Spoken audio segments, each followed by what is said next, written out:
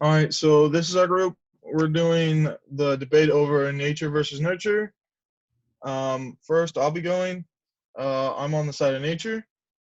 Um, I say that nature has a very good effect on kids who have had a destructive household or been beat as a child or whatever, because nature, when they go out to it, it just gives them a whole plain slate to go off of, and they can start off new, which is really good for them, and it helps them develop as an actual person instead of having that destructive part in their life.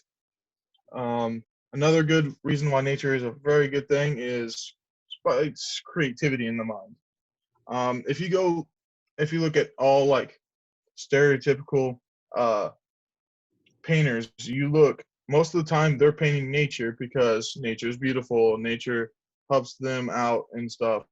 So like it's connecting with their self. So nature is a good connection to our creativity and stuff.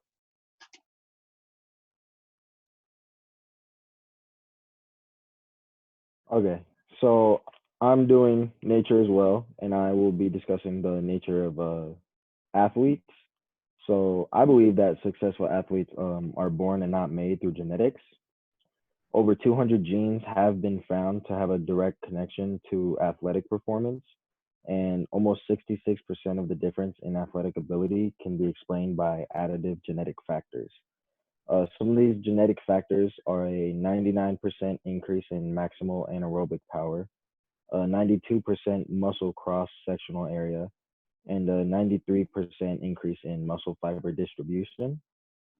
So I would think that these stats show, nature plays a huge role in creating a successful athlete. So this is why I believe that nature plays a big part, and successful athletes are born rather than made.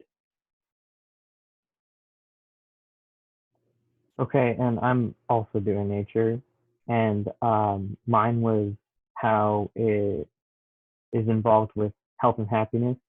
And there was a study done by the University of Derby and Wildlife Trust, and this study was based around how nature itself, like being more in touch with it, can help your life. And they took surveys during this entire study, and the results themselves showed an increased correlation between people who were in touch with nature more and people who were like happy. And it also showed rises in like children's self-esteem, and children with ADHD in the survey showed a rise in uh, like increased attention span, and like they found it was easier for them to focus and relax. So All right, so I will be wrapping up the nature argument with epigenomics, which is DNA alteration and replication.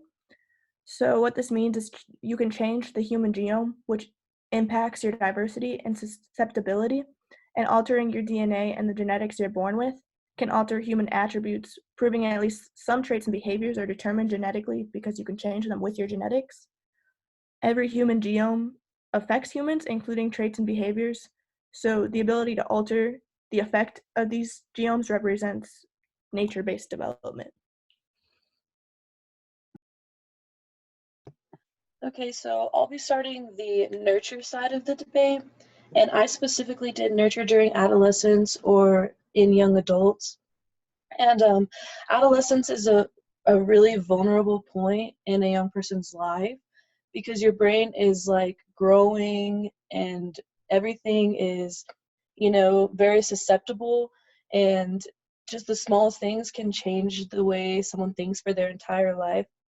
And that's why it's important for nurture to take place, because young adults need a safe, controlled environment shared with people that they love and trust in order to grow healthily and maintain a stable, mindset.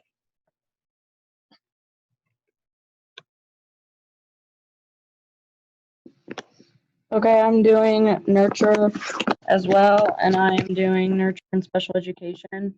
So it's important that kids with disabilities like have interaction with other people, especially in like school and growing up, because if they don't, then they'll never get exposed to like the real world, and they never get the chance to be challenged, or they could feel left out, and um, it can cause like a negative outlook to those specific people with disabilities.